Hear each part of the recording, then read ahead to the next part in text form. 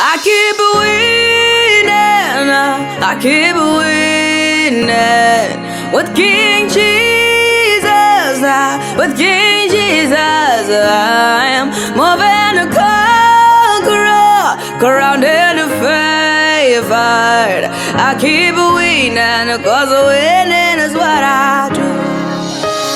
I may be down, but not finished, delayed, not forgotten.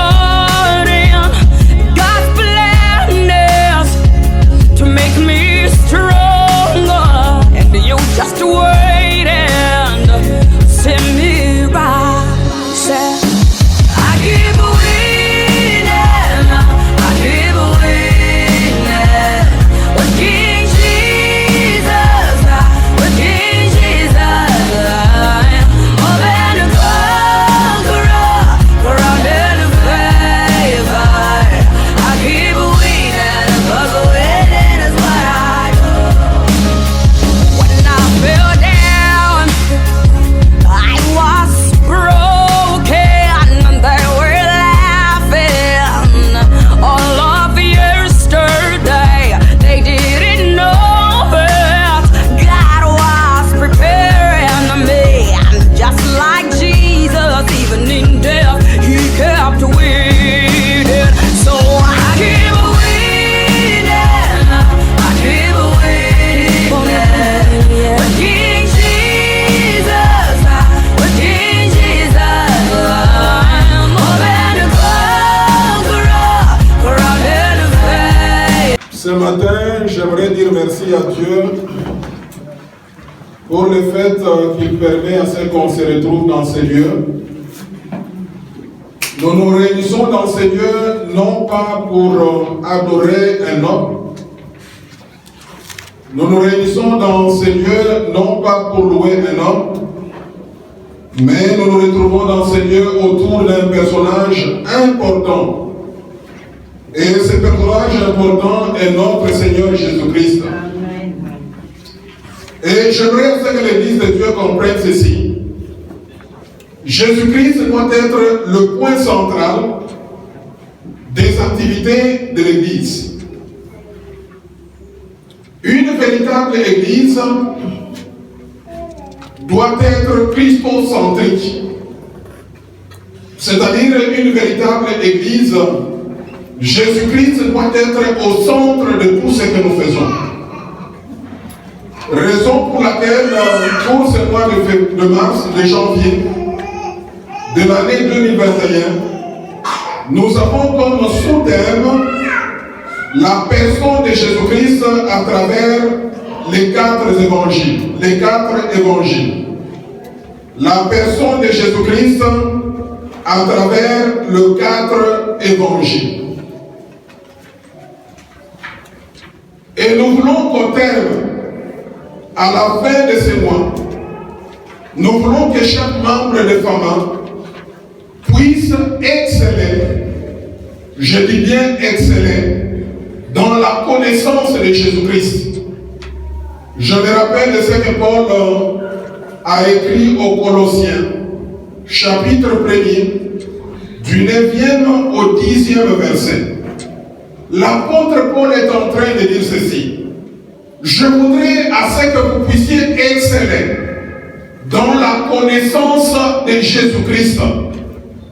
Vous savez, quand on parle de l'excellence, pour ceux qui sont enseignants, vous savez qu'en termes de mention ou en termes de cotation, il y a mauvais, il y a assez bien, il y a bien, il y a très bien et il y a excellent.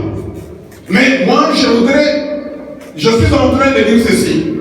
À la fin du mois de janvier, nous aimerions à ce que chacun de nous, là où vous êtes, que chacun de nous excelle dans la connaissance de Jésus-Christ. Pas être tâtonnant. On te demande Jésus c'est qui? Toi tu rentres en disant qu'il est le fils de Marie. Je ne refuse pas cela. Mais j'aimerais à ce qu'on puisse exceller dans la connaissance de Jésus.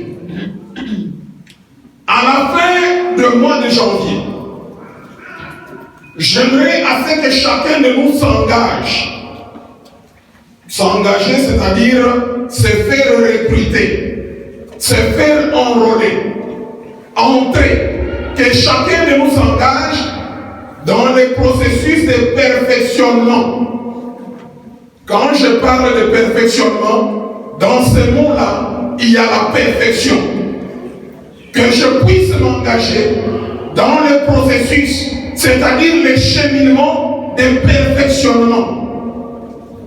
Et lequel perfectionnement va m'amener à atteindre la taille et la stature parfaite de Christ Jésus. Quand les gens te regardent comme ça, ils se disent, ça c'est un petit Jésus. Alors, généralement, quand les gens nous regardent, qu'est-ce qu'ils disent de nous? Des fois, on dit c'est un Mike Tyson. Vous connaissez Mike Tyson? C'est une machine à bataille. Quand tu te mets à battre ta femme, les enfants disent Mike Tyson est là. Mais j'aimerais qu'à la fin de ce mois de janvier, que quelqu'un de nous s'engage dans le processus de perfectionnement. Lequel perfectionnement va nous amener à la taille et à la stature parfaite de Christ. Je suis dans Éphésiens, chapitre 4, versets 13 à 15. Là où Paul, quand il s'adresse aux Éphésiens, il dit que Dieu a prévu 5 ministères dans l'Église. Il y a l'apôtre, il y a l'évangéliste, il y a le prophète, il y a le pasteur et le docteur. Et pourquoi est-ce que Dieu a fait cela? Dieu a fait cela pour permettre à ce que nous, les chrétiens, nous puissions nous engager dans le processus de perfectionnement. Pourquoi cela? Pour l'œuvre de Dieu et aussi pour l'édification du corps de Christ. Et il ajoute pour que les chrétiens ne soient pas papillonnants. De nos jours, malheureusement, nous avons des chrétiens qui sont papillonnants. Vous savez, papillonnant, là-dedans, il y a papillon. Quand vous voyez un papillon, son caractéristique, c'est de voler quoi? Sa caractéristique, c'est de faire quoi? De voler de fleurs, d'une fleur à une autre. C'est ça la vie du papillon.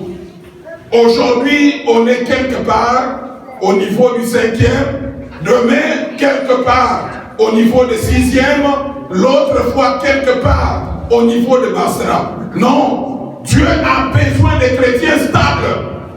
Dieu a besoin de chrétiens qui sont dans la sainteté, dans la sanctification. Dieu a des chrétiens qui sont debout dans la parole de Dieu. Pas un pied dedans et un autre pied dehors. Non, Dieu n'a pas besoin de cela. Nous devons aller, nous devons nous engager dans le processus de perfectionnement. Et à la fin de janvier, nous aimerions voir que chacun de nous puisse demeurer en Jésus-Christ. C'est deux choses différentes. Demeurer dans l'Église et demeurer en Jésus-Christ, deux choses différentes. Nous voulons que chacun de nous demeure en Jésus-Christ. Quand nous lisons 2 Corinthiens, chapitre 5 et le verset 17, la Bible dit clairement, qu'est-ce que c'est demeurer en Christ Jésus? La Bible dit que si quelqu'un demeure en Christ Jésus, il fait quoi? Il devient une créature nouvelle. Les choses anciennes passent et toutes choses deviennent nouvelles dans la vie de cette personne. Alors, c'est ce qui fait que dans l'Église, malheureusement, nous avons beaucoup de gens qui ne demeurent pas en Christ Jésus. Et comme conséquence, ils ne changent pas. C'est nous seulement à l'église qu'on reconnaît que c'est telle sœur et tel frère. Et généralement, quand on danse, j'aime beaucoup danser. Quand on est dans l'église, on danse finalement, on ne sait pas reconnaître qui est qui. Mais, mes frères et sœurs, j'aimerais assez qu'on demeure en Christ Jésus. Quand on demeure en Christ Jésus, nous devenons de nouvelles créatures. Et les gens, quand ils te regardent, ils te disent, c'est pas possible. C'est pas ces frères que je connaissais. C'est pas cette sœur que je connaissais. On vous regarde, vous devenez une personne différente. Alors, mes frères et sœurs, choristes, est-ce qu'on peut prendre cette décision? Vous qui servez, le diacre et diaconesse, les frères et sœurs qui êtes assis là-bas, est-ce qu'on peut prendre la décision de demeurer en Christ? Alors, moi, je me rappelle, quand on demeure en Christ, on devient de nouvelles créatures. Moi, j'ai déjà vu cela. J'ai déjà vu des gens changer. Et je me rappelle, dans ma ville, à Lubumbashi, il y avait un frère qui répondait aussi au nom de Kassongo. On a prié pour ce frère. J'aimerais vous dire que la parole de Dieu, elle est puissante. On a prié pour ce frère. Et ce frère était possédé. Il était possédé. Quand on a prié pour ce frère, non, Dieu est bon. Vous savez que des fois nous prions comme ça, hein, c'est puisqu'on est chrétien. Une fois que tu tombes dans le péché, tu deviens moche. On a même difficile à te regarder. Alors le frère, ce qui s'est passé, quand nous l'avons délivré, il a changé même de peau. La peau est devenue un peu claire, brillante. Il est devenu trop beau. Alors ça, c'est l'œuvre de Jésus-Christ. Amen. Vous qui êtes réellement chrétien, vous qui demeurez en Christ, ne lâchez pas Christ. Quand vous lâchez Christ, vous serez laid. Comme moi ici, j'abandonne Jésus-Christ. Oh, ça c'est grave. Puisque quand nous croyons en Jésus-Christ, nous demeurons en lui. Il vient faire, il y a un miracle qui se produit. Il y a l'onction du Saint-Esprit. L'onction du Saint-Esprit nettoie un peu ta figure. Rappelez-vous de Moïse. Vous vous rappelez de Moïse? Quand il était monté à la montagne, après avoir fait 40 jours et 40 nuits, quand il est venu, son visage était comment? Son visage brillait. Alors, je ne dis pas c'est seulement physiquement, mais intérieurement. Si quelqu'un demeure en Christ, il devient une nouvelle créature. Les choses anciennes passent. Plus d'insultes, plus de vol, plus de fraude, plus d'impudicité, plus de la magie, plus de fétiches. Il change, il devient une nouvelle créature. Mais laissez-moi apaiser vos cœurs. Peut-être, je ne dis pas que tout se fait au même moment. C'est un processus. Ça tombe petit à petit. Et vous-même, vous allez sentir dans votre cœur. Le cœur est témoin. Vous savez qu'ici où nous sommes, le cœur d'un chacun de nous est témoin. Il sait que vous êtes chrétien ou vous ne l'êtes pas. Ça ne sert à rien d'attendre une prophétie, soit de la part des jeunes pasteurs, des jeunes prophètes, etc. N'attendez pas la prophétie. Votre cœur, il est témoin de ce que vous êtes. Vous savez ça? Le cœur parle. Il te dit clairement, même au moment où je suis en train de parler, le cœur te dit, toi, tu n'es pas encore. Oui. Ne faites pas semblant. Alors, nous disons ceci. Notre thème, notre sous-thème pour le mois de janvier, nous sommes en train de parler de la personne de Jésus-Christ à travers les 4 évangiles. Moi, je pense que c'est le document que le Seigneur nous a laissé. Le document par excellence pour nous permettre de connaître Christ Jésus. Et il y a ceux-là qui font des efforts. Ils connaissent Jésus-Christ à travers d'autres livres. Je vous conseille de cela. Mais j'aimerais vous dire que le document par excellence, le document parfait que Dieu nous a laissé pour connaître la personne de Jésus-Christ, ce sont les 4 évangiles. L'évangile de Jésus, selon Matthieu, selon Marc, selon Luc et selon Jean. C'est là où nous voulons découvrir la personne de Jésus.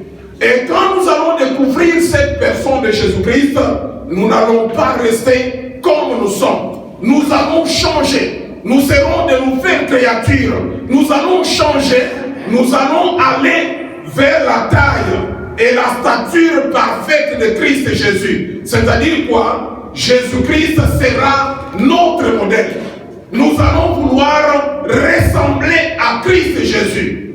Et par après, nous aurons l'excellence de la connaissance de Jésus. Le dimanche passé, sur le net, c'était notre premier culte. Malheureusement, on ne l'a pas fait physiquement. Nous l'avons fait sur le net, soit sur Facebook ou YouTube. Si vous voulez, vous pouvez voir cet enseignement. Nous avons déjà commencé à parler de Jésus-Christ.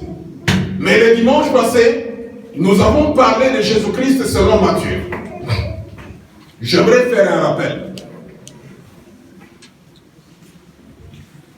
Chacun de 4 évangélistes, c'est-à-dire Matthieu, Marc, Luc et Jean, chacun de ces 4 évangélistes a sa perspective de Jésus-Christ. Il a sa manière de voir Jésus-Christ. Mais pour Matthieu, qu'est-ce que nous avons dit? Nous avons dit qu'il serait mieux de comprendre qui est Matthieu. Nous avons dit que Matthieu, dans d'autres livres, dans d'autres évangiles, on l'appelle Lévi. Non, ne vous étonnez pas, quand vous voyez la liste des 12 apôtres, des fois vous pouvez voir Matthieu, des fois vous ne voyez pas Matthieu, vous voyez Lévi, c'est la même personne. Et nous avons dit que Lévi, Matthieu, en termes de travail, avant que Jésus-Christ l'appelle, il était publicain. Publicain, c'est-à-dire un fonctionnaire de l'État. Il travaillait au niveau de l'État. Et il était chef de péage. Péage, c'est une forme de taxe. Généralement qu'on établit en cours de route.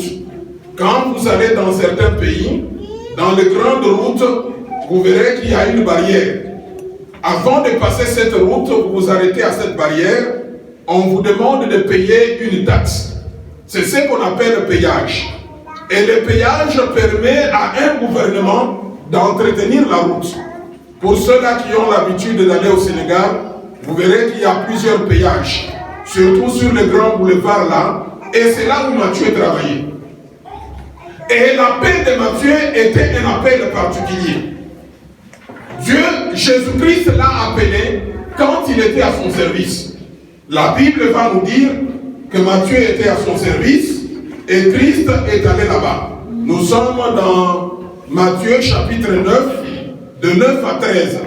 C'est là où il y a l'appel de Matthieu. Matthieu était assis dans son bureau. Et le dimanche passé, nous avons dit qu'il y a une différence.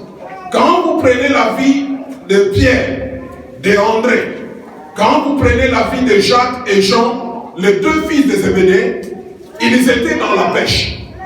Et d'ailleurs, dans les actes des apôtres, il est dit qu'ils étaient sans instruction. C'est-à-dire qu'ils n'ont pas beaucoup étudié. Ils n'ont pas étudié le cadre là. Mais Matthieu, c'est le contraire. Pour être un fonctionnaire de l'État, il faut apprendre. Et surtout pour être chef de péage, moi je me disais que Matthieu, c'est quelqu'un qui avait fait la comptabilité ou soit qui avait fait les finances.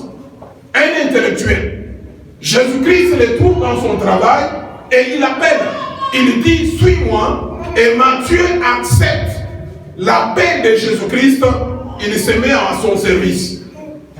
Mais ce qui est de particulier, c'est-à-dire Matthieu, quand il a accepté cet appel de Jésus-Christ, Jésus-Christ a transmis une connaissance dans Matthieu de sa personne. Matthieu, quand il nous présente Jésus-Christ, il le présente comme le roi. Est-ce que vous me suivez très bien? Alors, j'aimerais que cela commence à travailler dans nos vies. Matthieu présente Jésus-Christ comme roi. Matthieu présente Jésus-Christ comme Christ, c'est-à-dire quelqu'un qui est loin. Et comme vous le savez, dans l'Ancien Testament, il n'y avait que 3 personnes qui pouvaient recevoir l'onction de Dieu.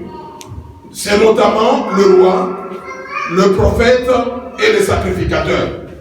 Matthieu nous présente Jésus-Christ comme le Messie promis.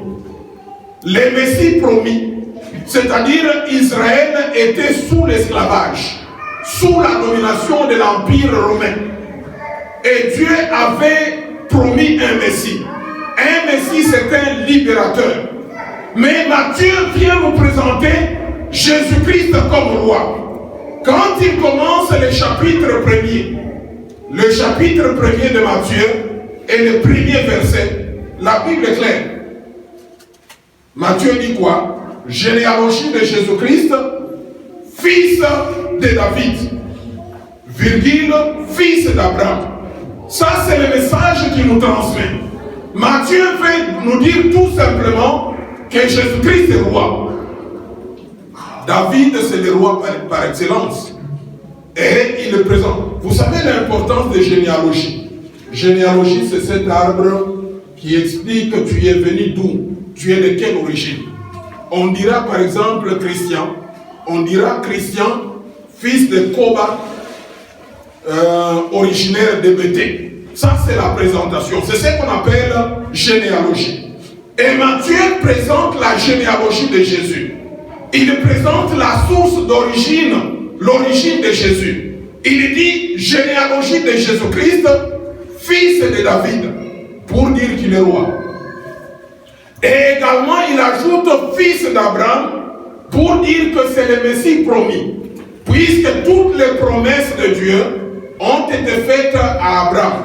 Et d'ailleurs, c'était des promesses qui sont perpétuelles. Alors, si on ne fait pas partie d'Abraham, c'est-à-dire on n'accède pas à ces promesses-là.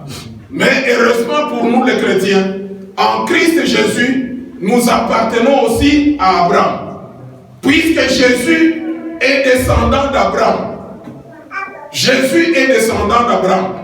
Et un autre argument qui fait que nous appartenons à Abraham, puisque la Bible dit que Jésus-Christ a pris notre malédiction en montant sur la croix de Golgotha, et par le fait même, il a offert pour nous les chrétiens, nous qui étions loin, Sénégalais, Togolais, Ivoiriens, Congolais, Guinéens, Bissau, nous qui étions vraiment très loin, Christ a ouvert pour nous un accès vers les bénédictions d'Abraham. Amen. Amen. En Abraham, en Christ Jésus, nous devenons aussi la postérité d'Abraham.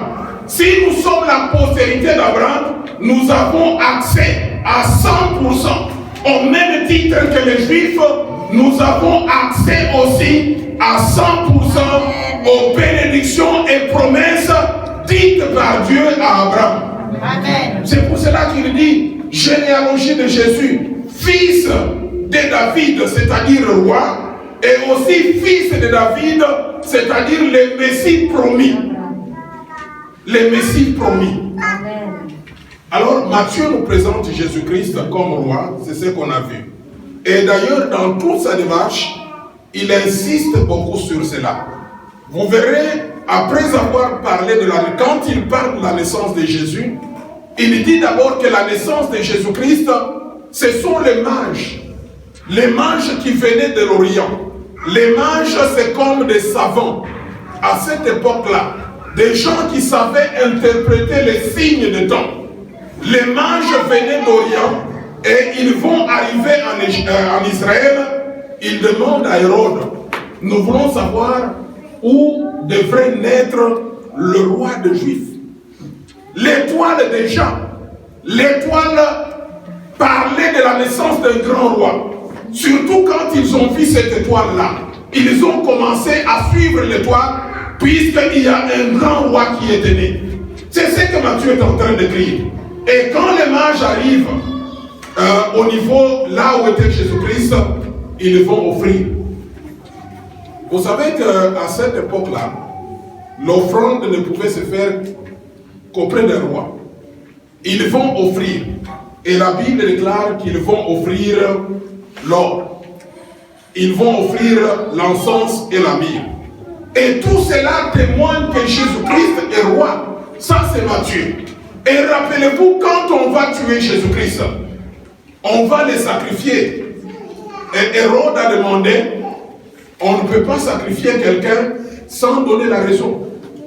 Vous savez, Dieu reste Dieu. Vous savez quelle est la raison qui était donnée? La raison qui était donnée, Jésus-Christ, roi des Juifs. Amen.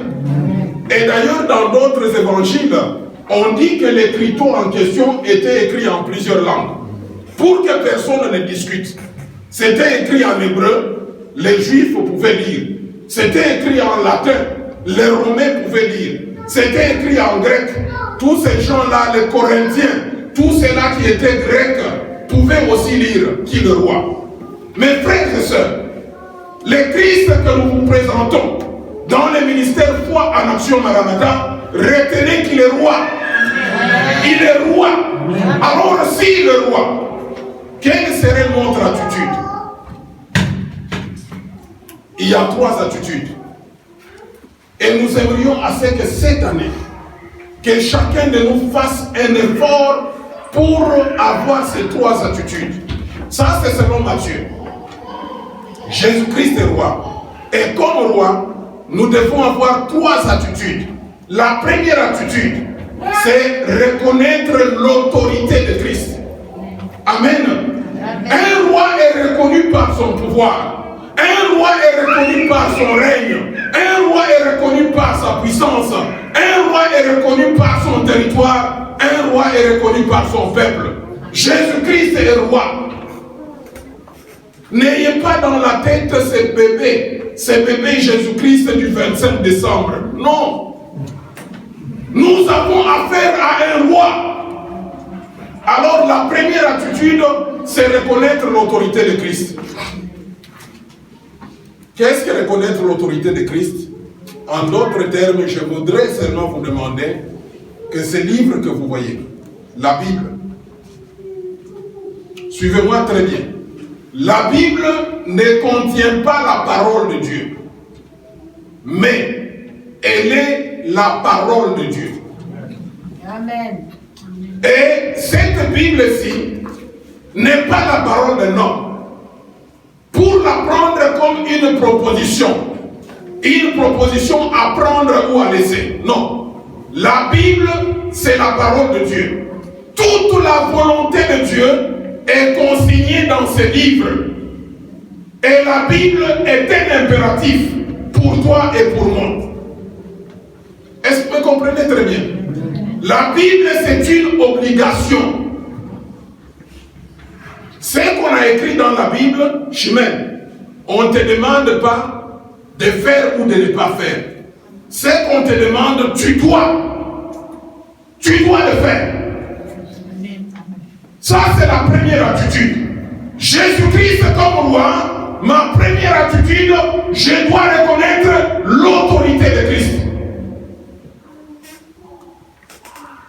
L'Église n'avance pas, puisque beaucoup de gens dans l'Église n'ont pas cette connaissance de Jésus.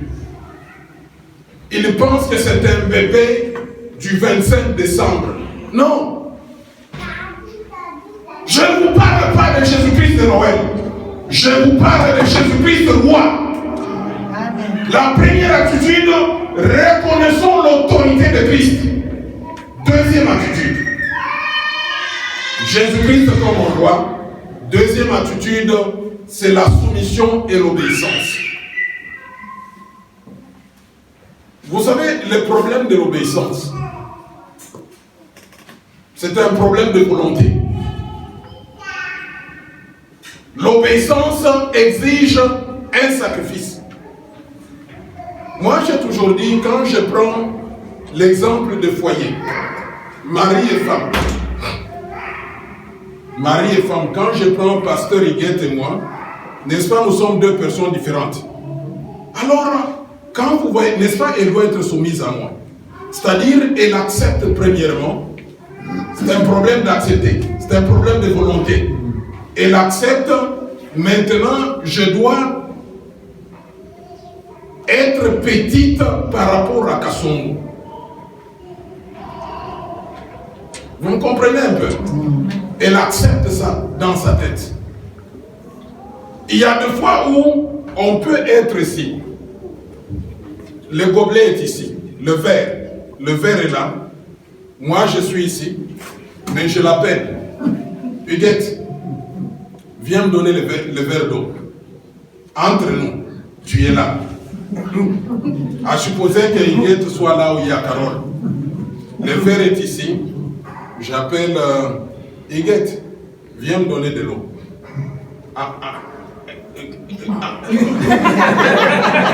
Dans toute la vérité, dans son cœur, qu'est-ce qu'elle est en train de dire? Hein? Tu exagères. Le verre est à côté. Mais la soumission et l'obéissance, c'est un problème volontaire. C'est-à-dire qu'il faut l'accepter comme tel.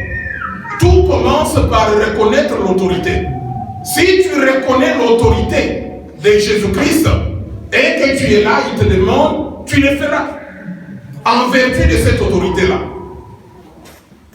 Je sais que beaucoup n'ont pas encore expérimenté cela. Surtout quand on est dans la cohabitation. La cohabitation, ce n'est pas un mariage. Hein. C'est là où on se dit, qu'est-ce qu'il va me faire? D'ailleurs, je vais quitter. Puisque tu n'as pas un engagement. Alors, la deuxième attitude devant Jésus-Christ roi, c'est la soumission et l'obéissance. Et la troisième attitude, c'est l'adoration. L'adoration. L'adoration, c'est-à-dire quoi? Dire ce qu'il est. Jésus est tout-puissant. Jésus est grand. Jésus est élevé. Il est au-dessus de tout le nom. L'adoration. Les mages ont exprimé très bien cette adoration. Ils vont dire à Hérode, nous voulons savoir là où le roi des Juifs est né, afin que nous puissions aller l'adorer. Et l'expression d'adoration, c'est pas seulement reconnaître ce qu'il est, mais aussi donner ce qu'on a. Donner et se donner. Deux choses. C'est ce que Dieu veut. Jésus comme roi, nous devons l'adorer. C'est-à-dire nous devons dire ce qu'il est, mais en même temps, nous devons donner et se donner à Jésus. Les mages, ils ont donné l'or, l'encens, la myrrhe, etc. Et par après, l'ange leur a dit, ne retournez pas auprès d'Hérode. Ils ont observé cela, ils sont rentrés en Orient. Et ce matin, j'aimerais ajouter maintenant la personne de Jésus-Christ selon Marc. Matthieu, c'est ce qu'on a vu la semaine passée. Aujourd'hui, nous parlons de la personne de Jésus-Christ selon l'évangile de Marc. J'aimerais commencer par la vie de l'auteur, Marc. Marc, c'est un surnom.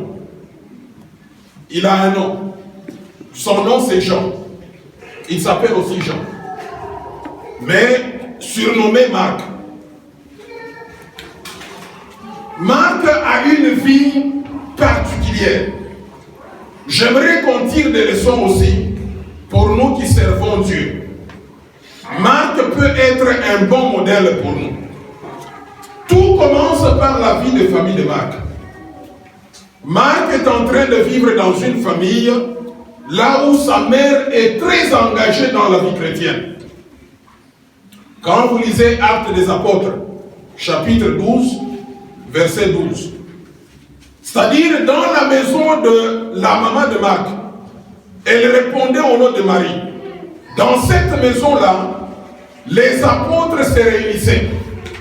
Les apôtres priaient dans cette maison-là. Ici, j'aimerais ouvrir une parenthèse. Surtout les sœurs en Christ. J'aimerais vous dire que vous avez un grand rôle à jouer dans la foi de vos enfants.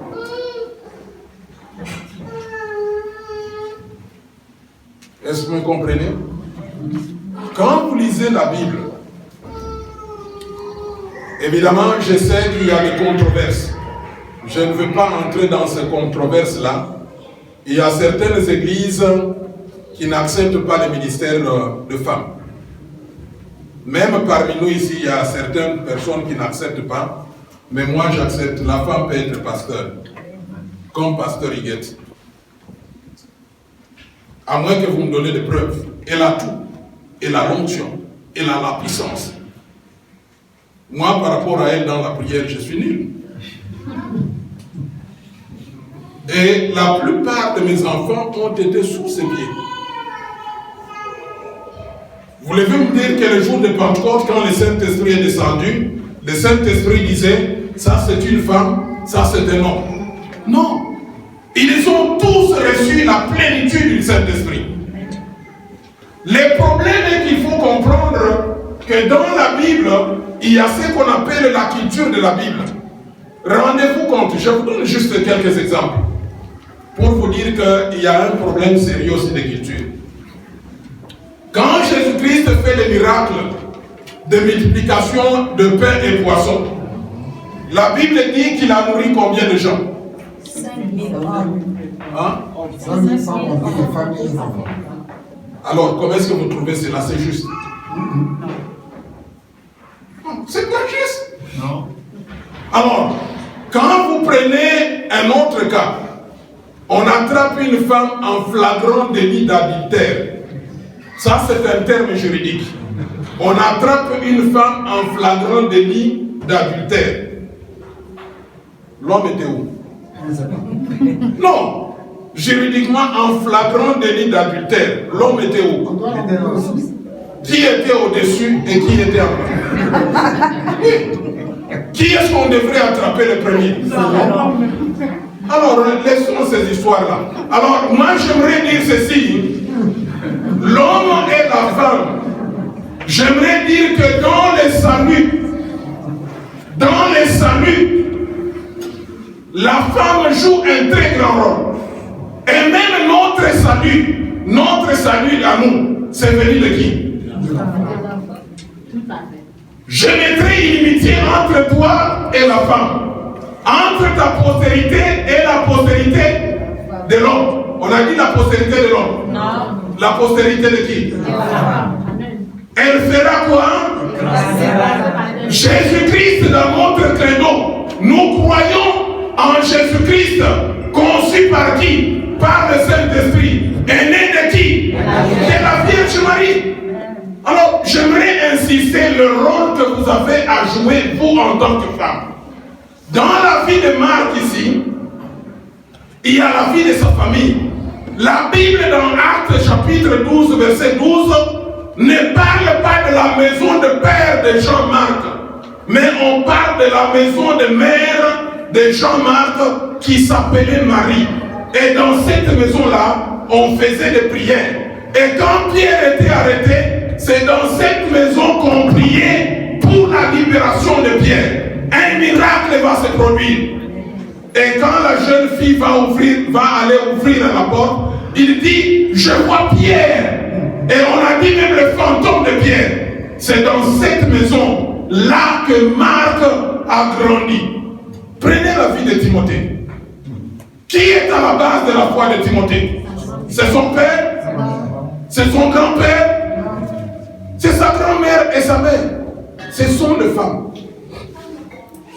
Angela, la foi de Wina et de Shalom, c'est toi qui dois s'occuper de cela. N'attends pas ce que Michel fasse. Michel est trop pris par l'ambassade des États-Unis d'Amérique. Alors c'est ça. Mes sœurs, comprenez le rôle que vous avez à jouer. Mamie, le petit Kassongola, c'est un pasteur en devenir. C'est toi qui dois travailler sa foi. C'est toi qui dois travailler sa foi.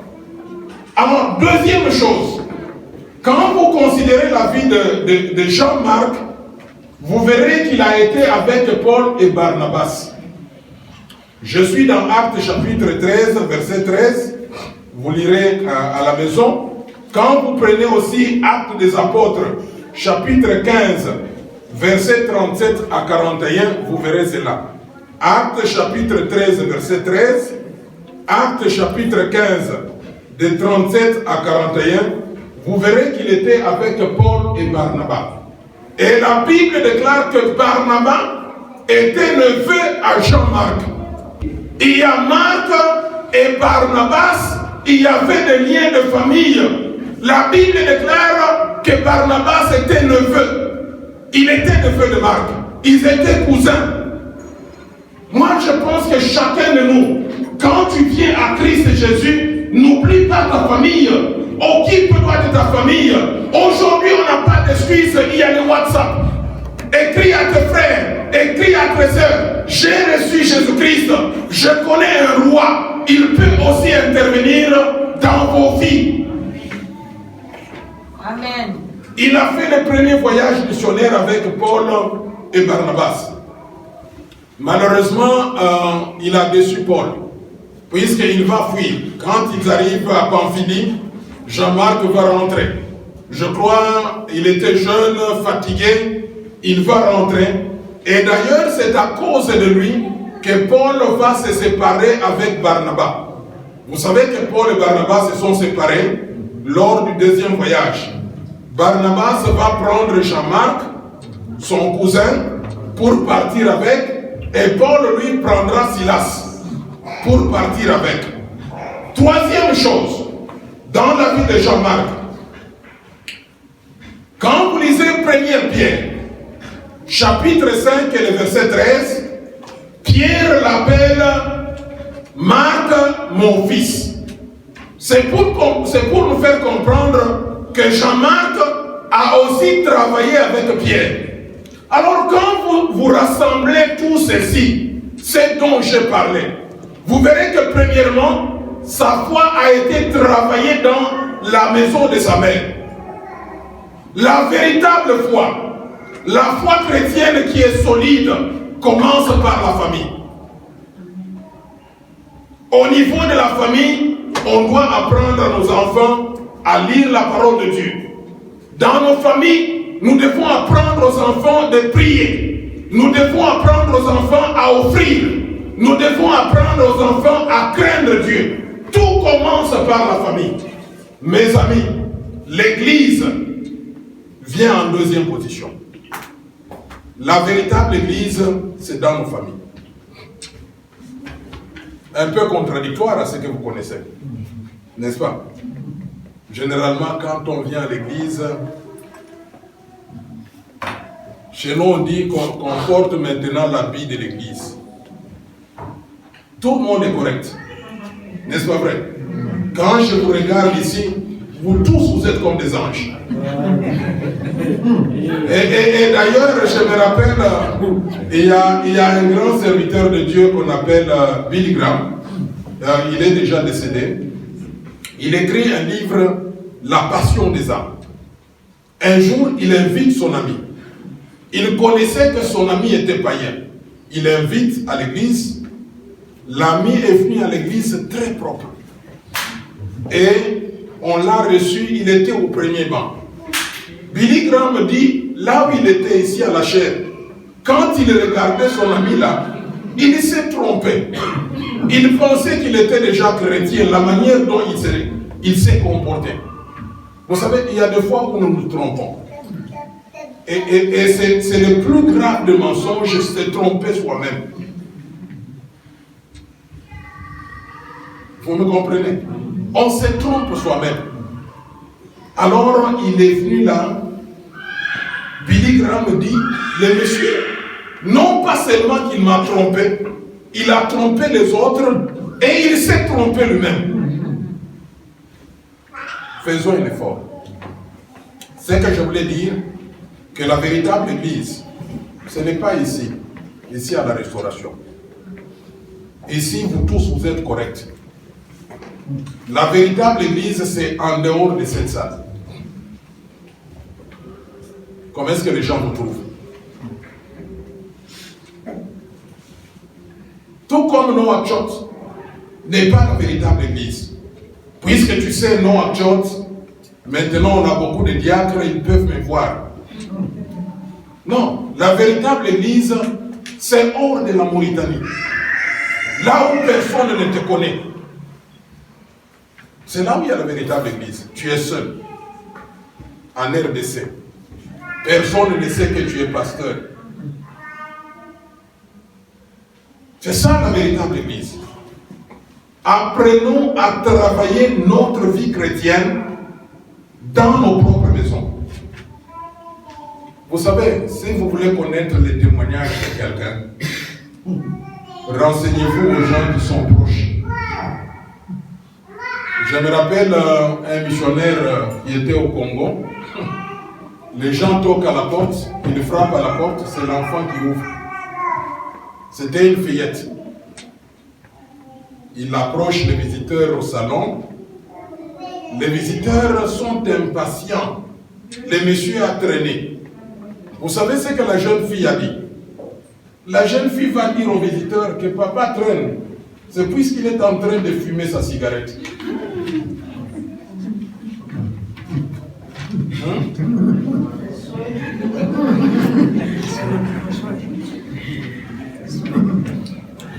Alors, quand vous lisez Marc, c'est pas seulement les problèmes de sa famille, c'est pas seulement travailler avec Paul, Barnabas, c'est pas seulement travailler avec Pierre, mais il y a aussi son engagement personnel. J'aimerais ce qu'on me dise Marc chapitre 14, versets 51 à 52. Est-ce qu'on peut me faire rapidement la lecture avant qu'on puisse passer à la présentation de Jésus-Christ par Marc? Marc chapitre 14, versets 51 à 52. 51 à 52. Un jeune homme le suivait, n'ayant sur le corps qu'un drap. On se saisit de lui, mais il lâcha son vêtement et se sauva tout nu. Amen. Alors cette histoire-là, selon les commentateurs, ils disent que cette histoire-là, c'est l'histoire de Marc lui-même. J'aimerais seulement dire ceci. En matière de servir Dieu, il n'y a pas seulement l'encadrement de la famille. Il n'y a pas seulement l'accompagnement des aînés dans la foi, comme Paul, Barnabas et Pierre. Mais il y a aussi le propre engagement de la personne. Ici, c'est Marc qui parle de lui-même. Sauf qu'il garde l'anonymat. Et c'est quand on arrête Jésus-Christ. On arrête Jésus-Christ, Marc est en train de dire ceci, tout le monde va fuir Jésus-Christ. Même les géants dans la foi qui étaient à côté de Jésus, les Pierre, André, Jacques, Jean, Jacques fils d'Alphée, les Matthieu, les Thomas, tout le monde va fuir. Mais apparaît un jeune. Et ce jeune-là, moi je l'apprécie, il avait le courage. Quand vous voyez les conditions dans lesquelles ce jeune était, ça dénote qu'il aimait Jésus. Je pense, comme il n'était pas apôtre, Marc n'était pas apôtre de Jésus. Jean-Marc n'était pas apôtre de Jésus. Je crois qu'il a suivi un bruit. Et il s'est réveillé, puisque la Bible dit qu'il était couvert de draps. Il s'est réveillé, comme tout le monde a fui, lui suivait qui? Il suivait Jésus. Et quand on l'attrape, évidemment il a lâché aussi. Il a laissé les draps et la Bible déclare qu'il a fui nu. Alors, pourquoi est-ce que je vous donne ce verset? C'est juste pour vous dire que servir Dieu n'est pas une mince affaire. J'ai dit, il y a un serviteur qui avait écrit que la vie que nous menons, la vie chrétienne, le travail de Dieu, c'est comme entrer dans un bus. Quand nous entrons dans un bus, malheureusement, nous n'avons pas tous le même arrêt, la même destination. Mais le bus, lui, a sa destination finale. Amen. Les pistes de Jésus-Christ nous conduisent vers le paradis, vers la nouvelle Jérusalem. Alors, Jésus-Christ, c'est le chauffeur. Il est le chauffeur. puisque c'est lui qui conduit. Et il y a des gens qui entrent dans ce bus. Il y a ceux-là qui vont descendre juste au niveau de Big Market. Est-ce le chauffeur doit regretter? Il fait quoi? Non, il n'arrête pas. Il n'arrête pas. Alors, il y a ceux-là qui vont descendre à Boulangerie Prince. Est-ce il va s'inquiéter? Il continue. Si sa destination c'est 5e, ça cessera. Il y a ceux-là qui vont s'arrêter. Les marchés, on appelle quoi? Ben Capital. Il y a ceux-là qui s'arrêtent là-bas. Mais il y a ceux-là qui vont jusqu'à destination. Ces gens-là, au début, ils peuvent même être debout, puisque le bus est quoi? Est plein. Et finalement, quand les autres quittent, ils s'assoient. C'est ça. Jean-Marc aussi.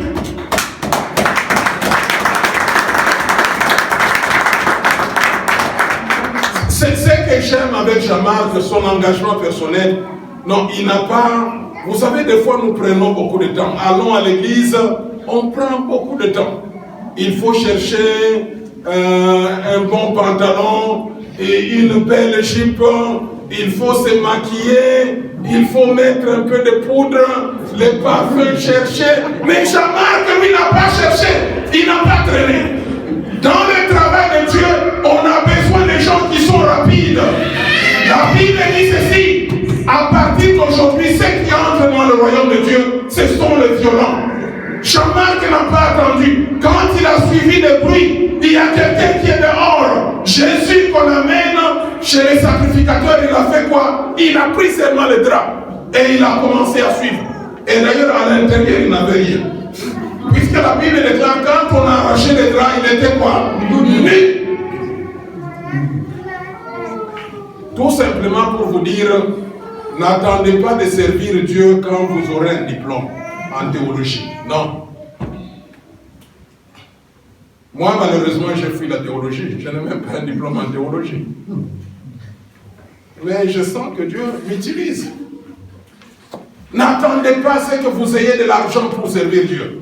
Moi, j'ai toujours dit, si on a 10 ouguillas et qu'on ne sert pas Dieu, quand on aura 1000 ouguillas, mes amis, tu as 60 000, tu ne donnes pas ta dîme. Ta dîme, c'est 6 000. Hein? Mais dès que tu as 1 million, tu vas donner. Que Dieu vous bénisse. Amen. Alors, je parle maintenant de la présentation de Jésus par Marc. Vous n'oubliez pas ce que je vous ai dit. Matthieu nous a présenté Jésus-Christ comme qui? Roi. Comme qui? Roi. Christ comme qui? Le Messie promis. Alors, quelle serait notre attitude si Jésus-Christ est roi? Première attitude, reconnaître son autorité. Deuxième attitude, troisième attitude, adoration. Alors, Marc va nous présenter aussi Jésus. Marc présente Jésus-Christ comme prophète et serviteur. Suivez-moi très bien, puisque je sais que le concept prophète pose aussi problème. Alors, Marc nous présente Jésus-Christ comme prophète et serviteur. C'est ainsi, quand vous lisez l'évangile de Marc, vous verrez qu'il y a beaucoup de cas de guérison. Moi, j'ai essayé de compter, il y a 10 cas de guérison. D'abord, Marc, c'est un évangile qui est le plus petit de tous les 4 évangiles. Il n'a que 16 chapitres.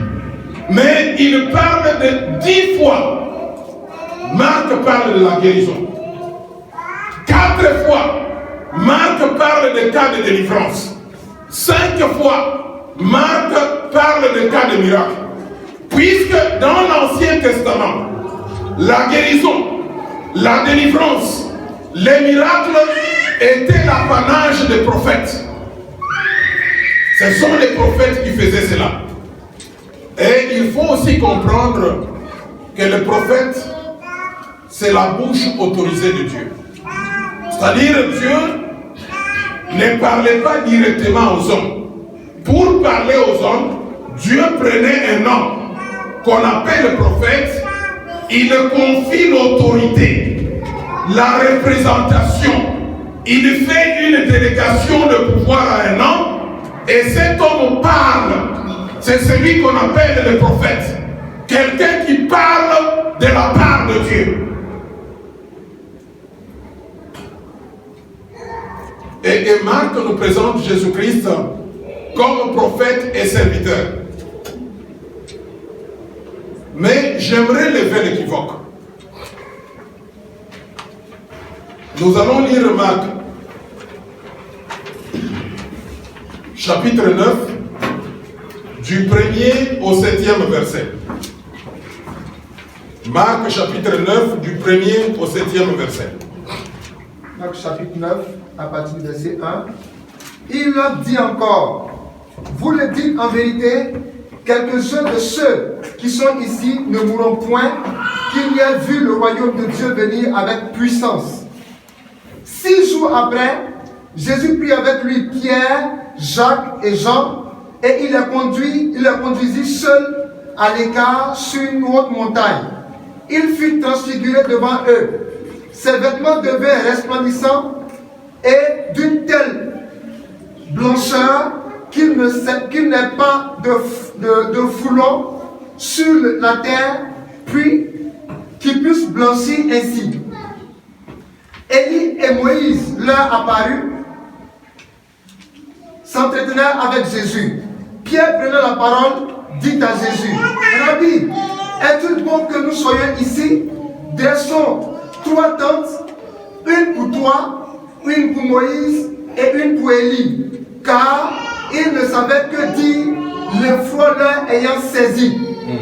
Une nuée vint les couvrir, et de la nuée sortit une voix, celui-ci est mon fils bien-aimé, écoutez-le. Amen. Je suis en train de dire que Marc nous présente Jésus-Christ comme prophète et serviteur. Le passage que je viens de donner, c'est ce qu'on appelle le miracle de la transfiguration. De quoi est-il question dans ce passage? Jésus-Christ prend 3 de ses disciples, de ses apôtres. D'ailleurs, qu'on dit qu'ils font partie du cercle restreint de Jésus-Christ.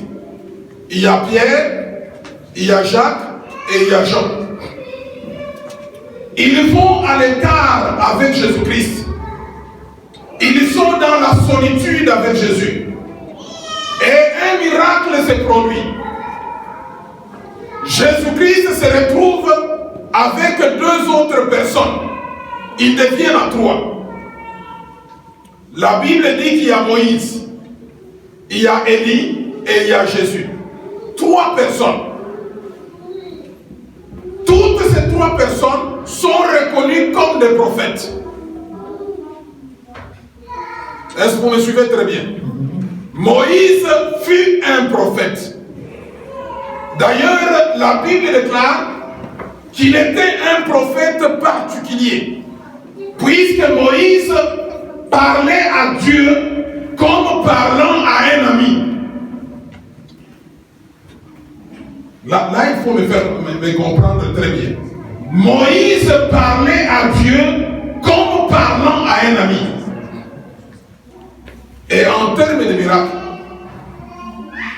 Dieu a opéré plusieurs miracles au travers de Moïse. Rappelez-vous ce qu'on appelle les 10 plaies en Égypte. Rappelez-vous la traversée de la mer Rouge. Rappelez-vous dans le désert. Par Moïse, le peuple a mangé dans le désert pendant 40 ans. Alors que dans le désert, il n'y avait pas de magasin, il n'y avait pas de boulangerie, il n'y avait pas de boucherie. Ils ont mangé du pain, ils ont mangé des oiseaux de caille. Moïse fut un grand prophète. Il a changé l'eau en mer en eau douce. Moïse a frappé le bâton au rocher et l'eau est sortie de là. Un prophète puissant, parlant à Dieu comme parlant à un ami. Et d'ailleurs, ça a créé de la jalousie parmi ses frères. Son frère et sa sœur ont dit, c'est pas possible. Pourquoi est-ce que Dieu ne parle qu'à travers Moïse? Et Dieu n'était pas content. Il a frappé Myriam de la lèpre blanche. Quand vous prenez Élie, ce fut un grand prophète. C'est lui qui a fait descendre le feu. Élie, c'est un grand prophète. Il a arrêté la pluie 3 ans et demi. Il n'y a pas eu de pluie. Il a prié encore, comme on l'a vu lors de Shiloh de l'année passée. C'est Élie qui intervient là-bas. Il a prié et la pluie a recommencé. Un grand prophète. Alors on se retrouve devant 3 prophètes. On se retrouve devant 3 prophètes. Il y a Moïse, très respecté. Moïse, c'est celui qui a écrit le Pentateuque, les 5 premiers livres de la Bible. C'est écrit par Moïse. Moïse, c'est lui qui a libéré Israël de l'esclavage d'Égypte. Il est là. Il y a également Élie, qu'on appelle le prophète de feu. Moi, je crois que s'il était ici présent, on aimerait aller dans l'église d'Élie. Faya, le prophète de Faya, c'est lui qui fait descendre le feu. Il est là. Mais, suivez très bien cette leçon. Il y a la position de Pierre. J'aime beaucoup Pierre. Vous savez, Pierre, il est impétueux. Il est violent.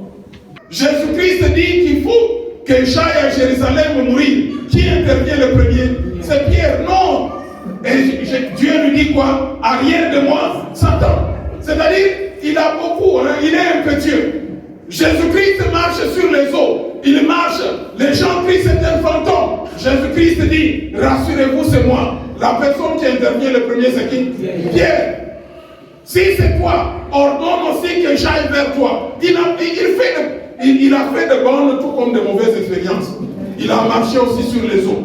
Les jours de Pentecôte, plein du Saint-Esprit, qui fait la première prédication? C'est Pierre. Et finalement, il se retrouve capitaine de l'équipe. Les catholiques disent que c'est à lui qu'on a remis même la clé. Et il a construit la basilique Saint-Pierre. Et c'est le premier pape. Il est impétueux. Il est violent. Alors Pierre, dans ce texte, toujours dans ses habitudes, il répond.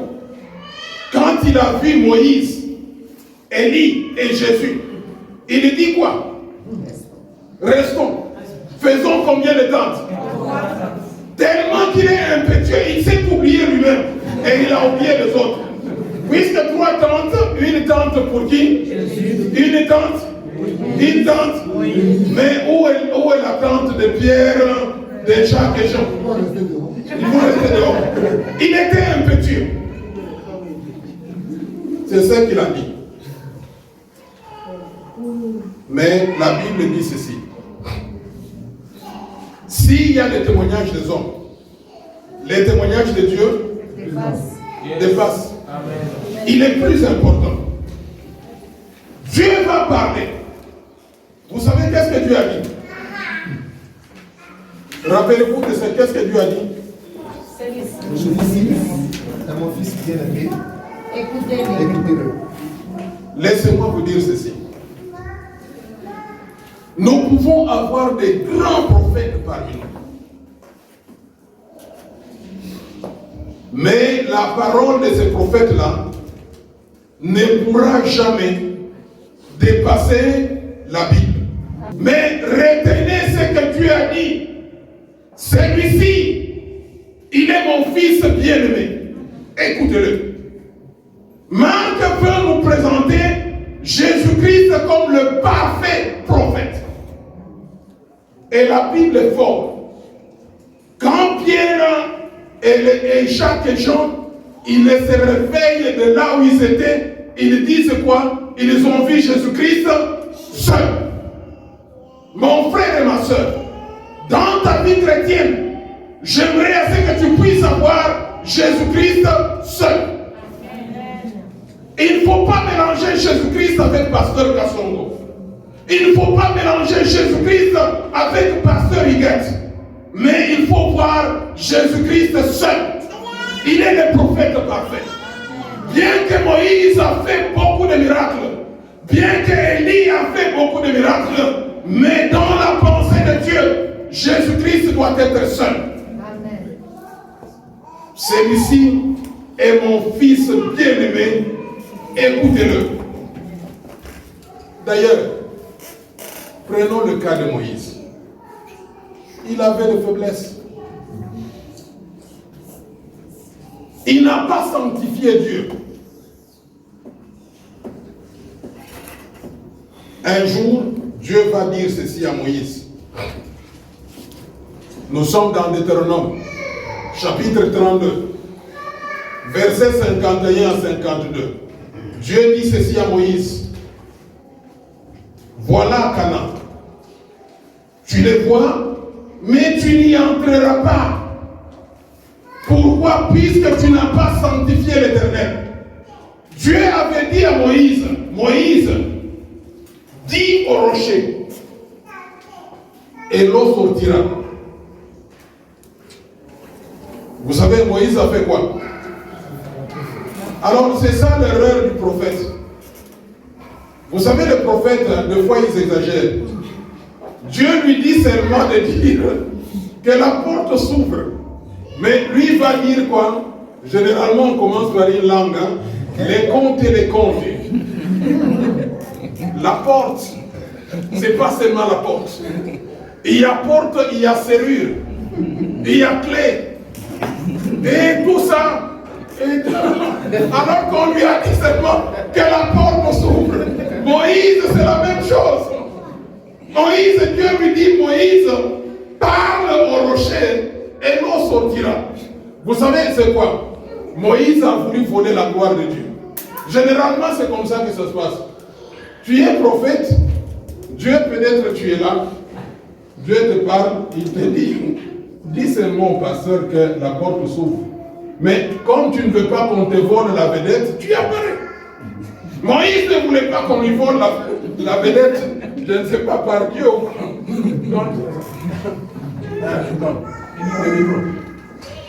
Dieu lui dit, Moïse, tu vas parler au rocher et l'eau va sortir. Il suffirait seulement que Moïse dise que l'eau sorte. L'eau allait sortir là-bas. Mais Moïse regarde, il dit, je n'aurai pas la vedette ici. Il faut que je puisse avoir la vedette. Alors Moïse vient, je crois qu'il avait une robe. Hein. Ici, j'aimerais peut-être ouvrir une parenthèse.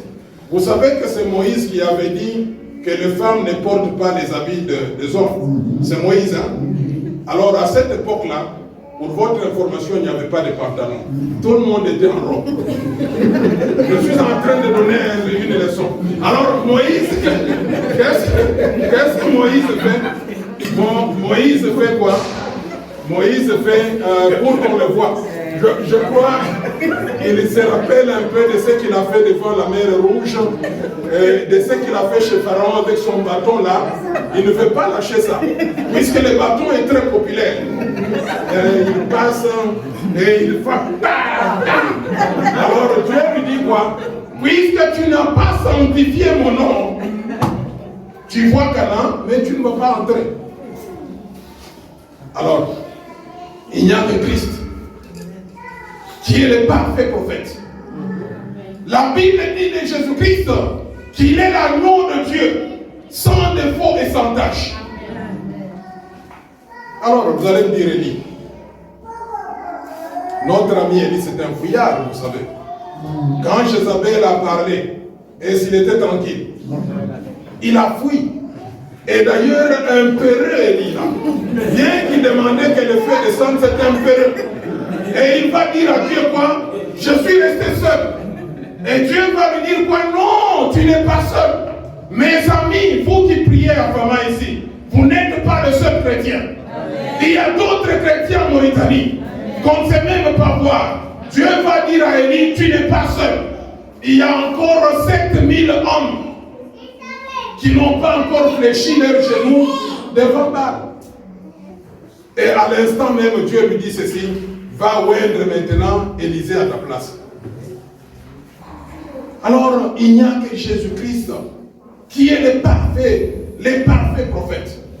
La Bible déclare que c'est l'agneau de Dieu sans défaut et sans tache. Je suis dans 1 Pierre, chapitre 1er, verset 19. C'est pour cela que dans le miracle de la transfiguration, les deux autres prophètes vont disparaître. Moïse disparaît, Élie disparaît et il n'y a que Jésus-Christ qui reste seul. Alors j'aimerais terminer par ceci. Maintenant que nous savons que Jésus-Christ,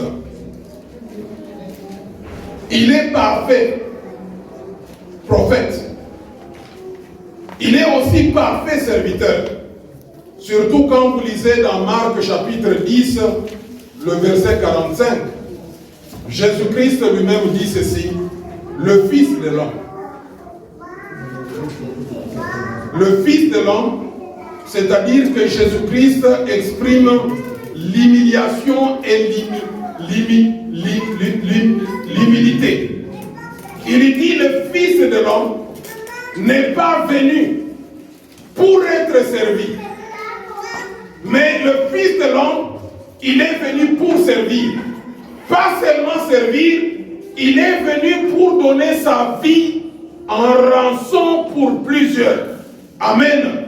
Jésus-Christ est le parfait prophète, il est le parfait serviteur.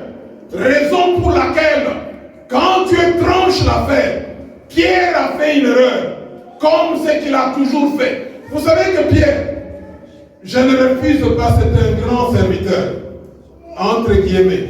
Nous tous, nous sommes des serviteurs, il n'y a pas de grands et de petits. C'est lui qui est pasteur.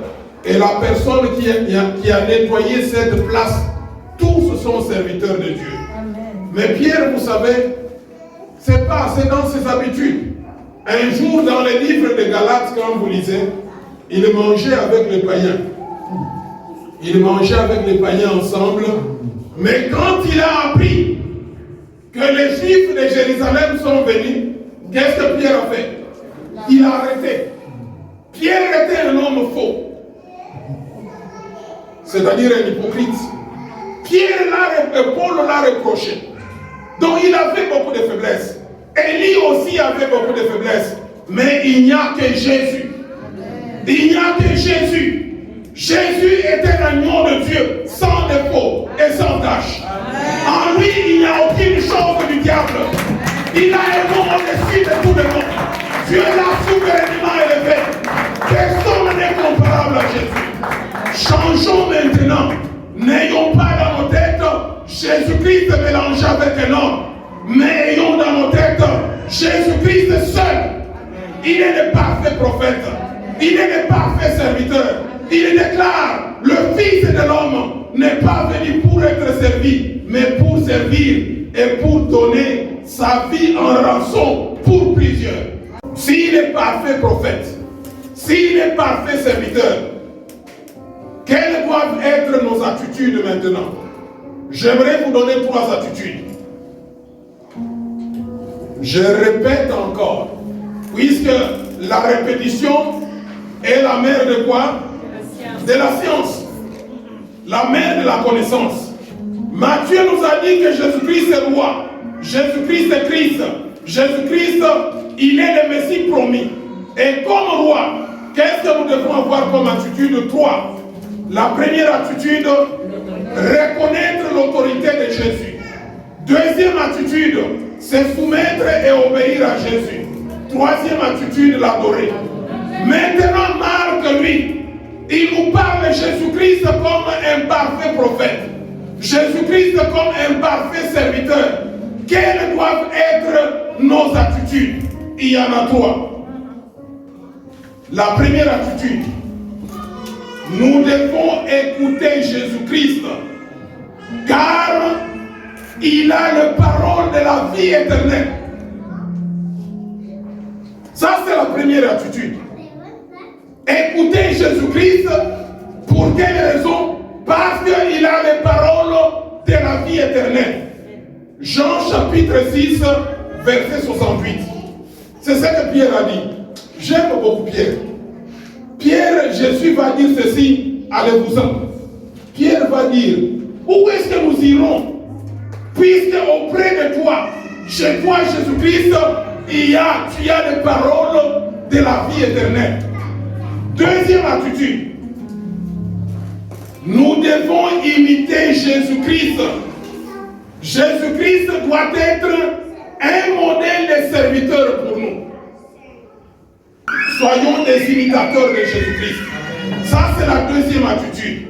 Nous devons imiter Jésus-Christ et Jésus-Christ doit être un modèle de serviteur pour nous. Troisième attitude, nous devons apprendre à donner et à se donner pour les autres. Avoir une vie altruiste. Ça, ce sont les attitudes. Et comme nous l'avons dit, nous aimerions qu'à la fin du mois de janvier, que notre façon de voir Jésus-Christ change.